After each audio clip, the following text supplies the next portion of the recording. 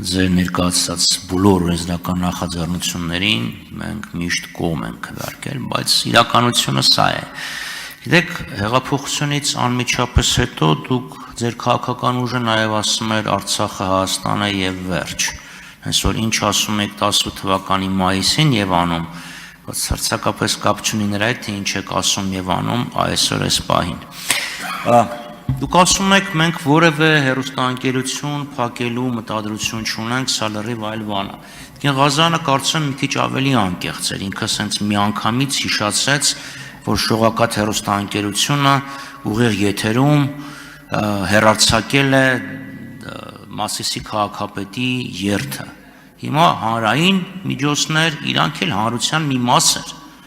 Ինչի պետք է հանրության մի մասը ներկայացնող Նիկոլ Փաշինյանի երթը հեռարձակվի, իսկ մեկ այլ հանրության մեկ այլ հատվածի երթը չմեկնաբանվի, ներկայացվի, ներողություն եմ խնդրում, հեռարձակվի։ Սա իմ գնահատականով բացահայտ ցենզուրա է, եւ կառավարությունը ինչպես է վերաբերվում այս ձևի հետին նպատակ ունեցող օրենսդրական նախաձեռնություններին։ Շնորհակալություն։ Պարոն Խաչատրյան, մեծ է գայթակղությունը իրականում մտնել այն դաշտ, որտեղ իհարկե տողատակով գովաբանեցիք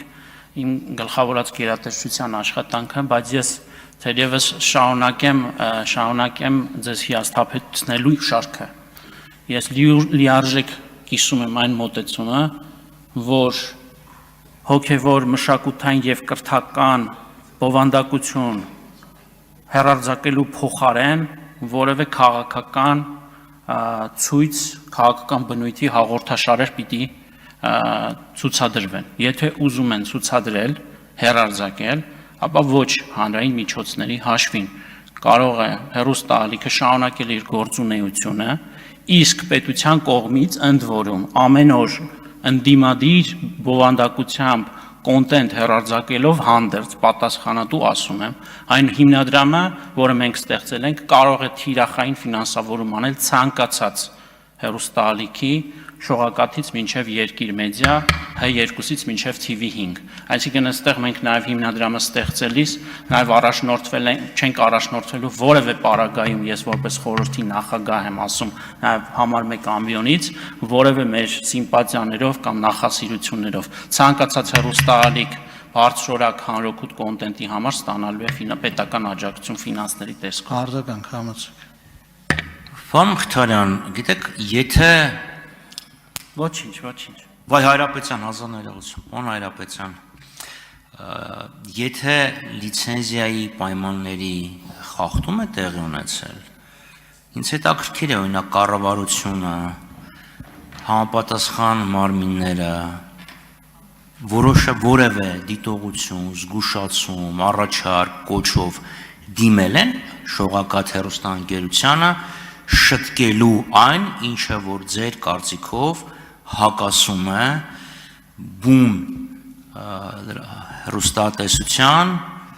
առաքելությանը։ Սենց մի անգամից վերցնել ասել, այ տեսեք, սենց ինչ որ մի բան է եղել, երթ են հեռարձակել, դա հակասում է եւ դրա համար փակում ենք։ Սովորաբար նման բան չի արվում։ Ափսոսում եմ, պարոն Խաչատրյան, վստահաբար ասում եմ ձեզ հարից չէ այդ օրինակը մանիպուլացնել է իմ խոսքը, խնդրում եմ չանել այդպես պարզապես կամ ինչպես կհամարեք, կարող եք չօգտվել իմ խորհրդից։ Ես նման բան որևէ պարագայում չասացի, ի դեպ չեմ բացառում, որ գործընկերներիս գուցե խոսքը ճիշտ չի ընկալվել, համենայն դեպս ես այդպես չեմ հասկացել, որ ցույցը ցուցադրելու համար չպիտի դա լինի։ Շատ կարևոր է արձանագրել, թե ինչի համար է հեռարձակողի խորհուրդը ֆինանսավորել եւ ինչ հեռուստա բովանդակություն է դրա դիմաց ստացվել։ Սրա մասին էր ընդհանրապես խոսքը։ Ինչ վերաբերում է բողոքներին, ես ստիպված եմ հղում կատարել իրավական ուրեմն մասին, դրա համար գոյություն ունի սահմանադրական մարմին, այն կոչվում է հեռուստատեսության եւ ռադիոյի հանձնաժողով։ Կառավարությունը այդ օրինակ մոնիթորինգ անելու ոչ իրավասություն, ոչ էլ գործիքակազմ ունի, առավել եւս ԲՏԱ նախարարությունը եւ ընդհանրապես այս պատմությունը դրա մասին չէ։ Մենք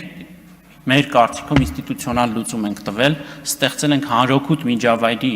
խթանման մի նոր կառույց, որը բոլոր հեռուստաալիքներում խրախուսելու է մշակութային, կրթական եւ հոգեվոր